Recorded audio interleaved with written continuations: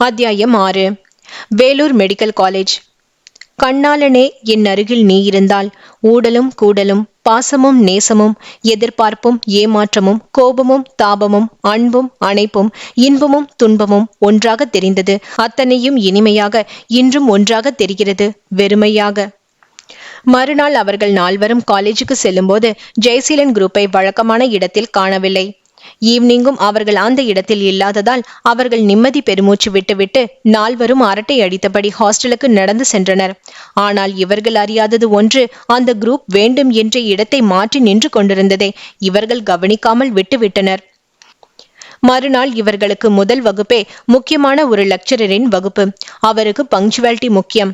என்னுடைய வகுப்புக்கு வர பிடிக்கவில்லை என்றால் முதலிலேயே வராமல் இருந்து விடுங்கள். இடையில் வந்து எக்ஸ்கியூஸ் மீ கேட்பது எனக்கு பிடிக்காத விஷயம் என்று முதலிலேயே சொல்லி இருந்தார். இவர்கள் நால்வரும் ஹாஸ்டலில் இருந்து கிளம்பி காலேஜுக்கு அவசரமாய் சென்று கொண்டிருந்தனர். வழக்கமான இடத்தில் அந்த ஜெயசீலன் குரூப் இல்லாததால் இவர்களும் விரைவாய் நடந்தனர். திடீரென்று இவர்கள் நால்வரையும் வழிமறைத்தது அந்த குரூப். என்ன, உங்களை எல்லாம் எங்களை பார்த்து எங்களுக்கு அட்டண்டன்ஸ் போட்டுட்டு தானே காலேஜுக்கு போக சொல்லியிருக்கேன். நீங்க பாட்டுக்கு 2 நாளா எங்களை கண்டுக்காம போறீங்க. என்ன, அதுக்குள்ள சீனியர் என்கிற பயம் போயிடுச்சா? ஒருவன் வினவினான். அப்படி இல்லைங்க, நேத்தும் இன்னைக்கும் பார்த்தோம், நீங்க நிக்கிற இடத்துல காணோம், அதான் போயிட்டோம். சுதா பயத்தில் மென்று முழுங்கினாள். நாங்க இங்க இல்லைன்னு நீங்களா எப்படி நினைக்கலாம்? கொஞ்ச நேரம் இங்க வெயிட் பண்ணியிருந்தா நாங்க இங்க வந்திருப்போம். எங்களை பார்த்துட்டு அப்புறம் நீங்க போக வேண்டியது தானே. நாங்க சொன்னதை கேட்காததால் இன்னைக்கு நாங்க சொல்ற இன்னொரு விஷயத்த செஞ்சுட்டு தான் போகணும் என்றவர்கள் சற்று தள்ளி நின்று கொண்டிருந்த ஒரு 3rd இயர் ஸ்டூடெண்டை ஒருவனை அழைத்தனர். என்ன பிரதர் என்று வந்தவனை பார்த்து, ஒரு நிமிஷம் இங்கேயே நில்லு என்றனர். இவர்களை பார்த்து, உங்க 4 பேர்ல யாராவது ஒரு ஆள் இவன் கிட்ட ஐ லவ் யூ சொல்லணும். அப்படி சொல்லிட்டா நீங்க போகலாம்.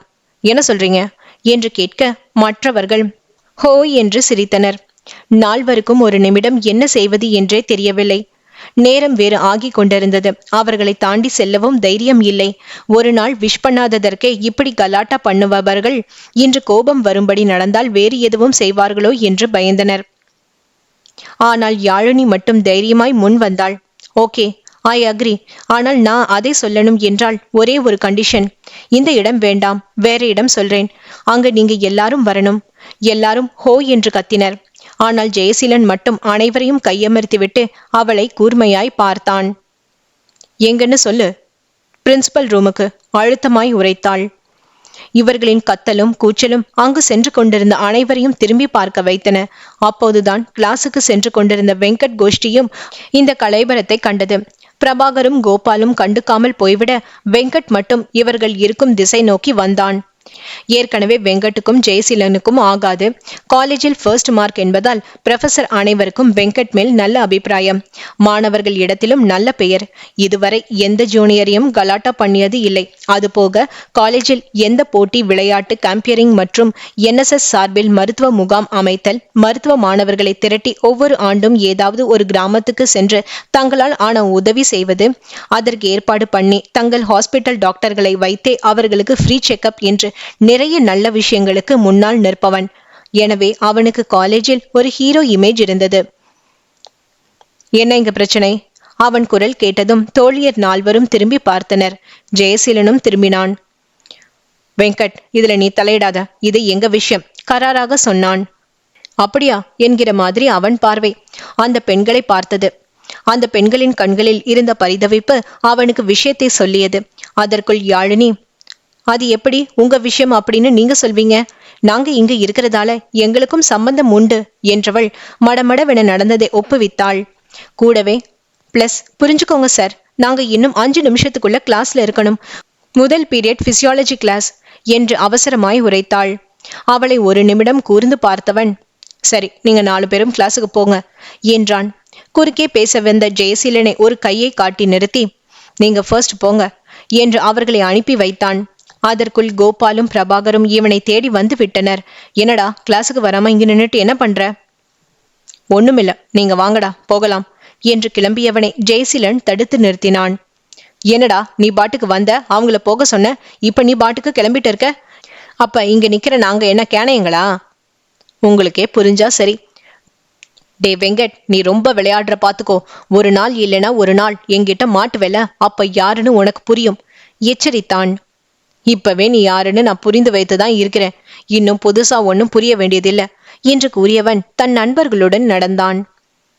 டே வெங்கட், உனக்கு எதுக்கு இந்த வேண்டாத வேலை? ஏற்கனவே நம்ம மேல பயங்கர காண்டுல இருக்கான். இப்ப வேற காலேஜ் சேர்மன் எலெக்ஷன் வருது. உன்னை நிக்க சொல்லி எல்லா லெக்சரர் ஸ்டூடெண்ட்ஸும் சொல்லிக்கிட்டு இருக்காங்க. இப்ப எதுக்குடா இந்த வம்பு?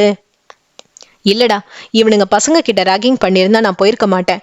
பொண்ணுங்க கிட்ட அதுவும் வரம்பு மீறி பண்றாங்க. ஒரு 3rd இயர் பையனை கூப்பிட்டு நிக்க வச்சு அவனுக்கு இந்த பொண்ணுங்களை யாராவது ஐ லவ் யூ சொல்லுங்க அப்படின்னு மிரட்டுறாங்க. அதுங்க பயந்து போய் நிக்குதுங்க. அதுல ஒருத்தி மட்டும் பயப்படாம என்ன மாதிரி எதிர்த்து நின்னா.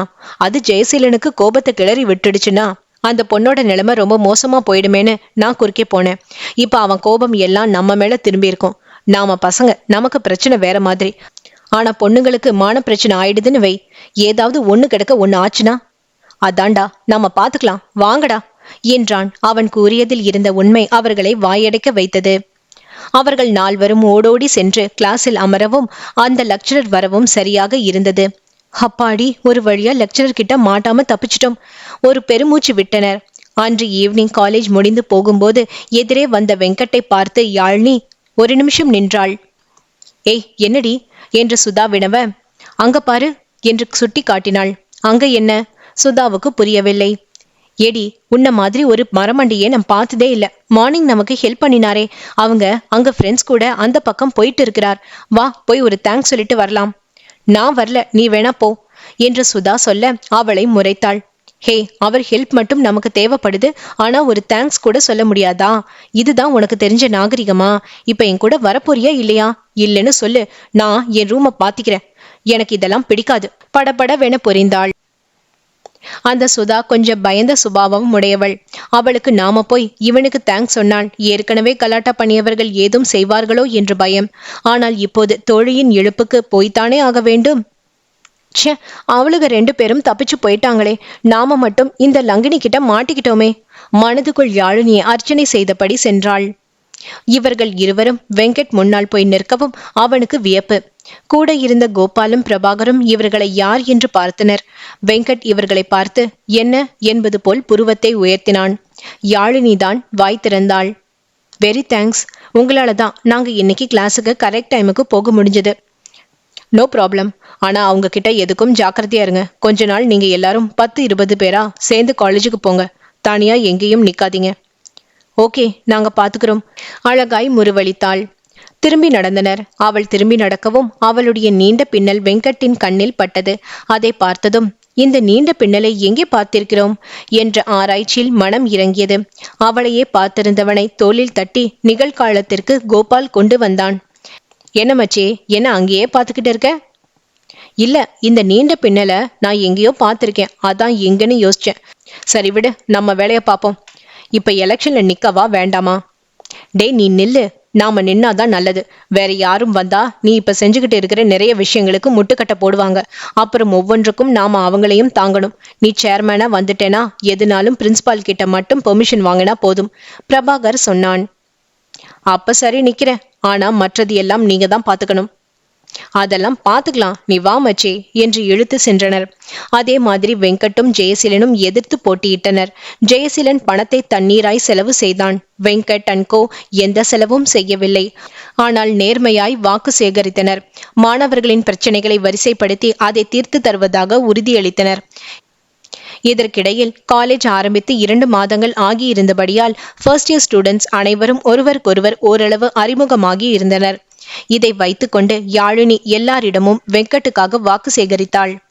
அவளுடைய தோழிகள் ஆட்சேபித்த போது, ஏற்கனவே பணம் இருக்குன்னு அந்த ஜெயசீலன் ஆடுறார், இந்த பதவியும் கிடைத்தால் அவரை கண்ட்ரோல் பண்ண முடியாது.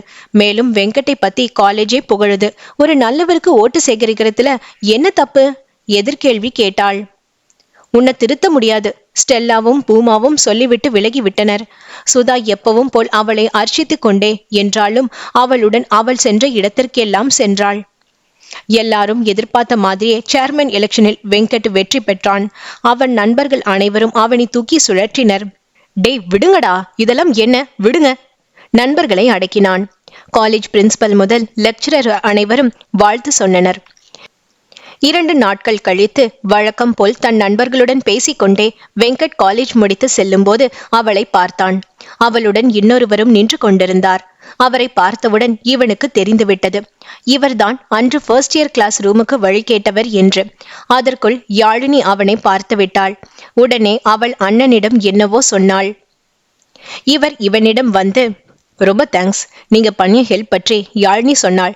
நீங்க செஞ்சது பெரிய விஷயம். ஒரு அண்ணனா நீங்க என் தங்கையோட மானத்தை காத்ததுக்கு நான் நன்றி சொல்ல கடமைப்பட்டிருக்கிறேன். நீங்க ஃபைனல் இயரா? ஆமா சார். அண்ணா, இப்போ இவர்தான் காலேஜ் சேர்மன் என்றவள் அவனிடம் கங்க்ராட்ஸ் என்றாள். நீங்க எந்த ஊர்? அவன் தன் கிராமத்தை சொன்னவுடன் அவரும் தனது ஊரை சொன்னார். சில நிமிடங்கள் படிப்பை பற்றி பேசிவிட்டு தனது தங்கையை கொஞ்சம் பார்த்து கொள்ளுமாறு கூறினார். சரி சார், பாத்துக்கிறேன் என்று கூறிவிட்டு நகர்ந்தான். அண்ணனும் தங்கையும் எதிர் திசையில் நடந்தனர். அப்போதுதான் அவளின் நீண்ட பின்னல் இவனுக்கு தெரிந்தது. ஓ, இவள்தான் அவளா? அப்போதுதான் அவனுக்கு அடையாளம் தெரிந்தது. கோபால், என்னடா எங்கிருந்து வர? காலேஜ் முடிச்சுதான் வரேன். அதுக்கு ஏன் இவ்வளோ நேரம்? நீ ஏதோ ஒரு வேலையா பிரின்சிபல் ரூம் பக்கம் போனதா பசங்க சொன்னாங்க. அதான் நானும் பிரபாவும் வந்துட்டோம். ஆனா நீ என்னன்னா ரொம்ப லேட்டா வர என்று சந்தேகமாக பார்த்தான். டே, வர்ற வழியில அந்த ஃபர்ஸ்ட் இயர் பொண்ணை பார்த்தேன். அவ அண்ணனோட நின்னுட்டு இருந்தா. அவர்கிட்ட பேசினதுல கொஞ்சம் நேரம் ஆயிடுச்சு. என்னது, அவர்கிட்ட எதுக்கிட்ட பேசின? ஏற்கனவே அவ உனக்கு ஓட்டு வேற கேன்வாஸ் பண்ணினதா ரூமர் அடிப்படுது. என்னடா நடக்குது? டேய், கற்பனைய குதிரைய பறக்க விடாத. ஆக்சுவலா எனக்கு அவ பேரும் தெரியாது, அவ அண்ணன் தான் இவர்னும் தெரியாது. காலேஜ் ஆரம்பிச்ச புதுசுல இவர் ஒரு நாள் ஃபர்ஸ்ட் இயர் கிளாஸுக்கு எப்படி போறதுன்னு வழி கேட்டார். அப்ப பார்த்தது. அப்புறம் நான் தான் அவளுக்கு அவ ஃப்ரெண்ட்ஸுக்கும் ஹெல்ப் பண்ணேன்னு அவ அண்ணன் கிட்ட சொல்லியிருப்பா போல இருக்கு. அதுக்கு தேங்க்ஸ் பண்ணினார், அவ்வளவுதான் என்றான். டேய், நீ அவ்வளவுதான் என்று சொல்றதுனால நாங்களும் நம்புறோம் என்று நமட்டு சிரிப்பு சிரித்தனர். அதற்கு கோபப்பட்ட வெங்கட், டேய், என் குடும்ப சூழ்நிலை உங்களுக்கு தெரியும், என்னோட ஆம்பிஷன் உங்களுக்கு தெரியும், அப்புறம் ஏண்டா என்னையும் உங்க லிஸ்ட்ல சேர்க்கிறீங்க என்று அவர்களிடம் கேட்டான். டேய், எல்லாம் எங்களுக்கு தெரியும். ஆனா காதல் எப்போ யாருக்கு இடையில் வரும்னு நம்ம படைச்ச கடவுளுக்கே தெரிய மாட்டேங்குது என்று கோரசாய் சொன்ன அவர்களை கொலைவெறியுடன் பார்த்தான் வெங்கட்.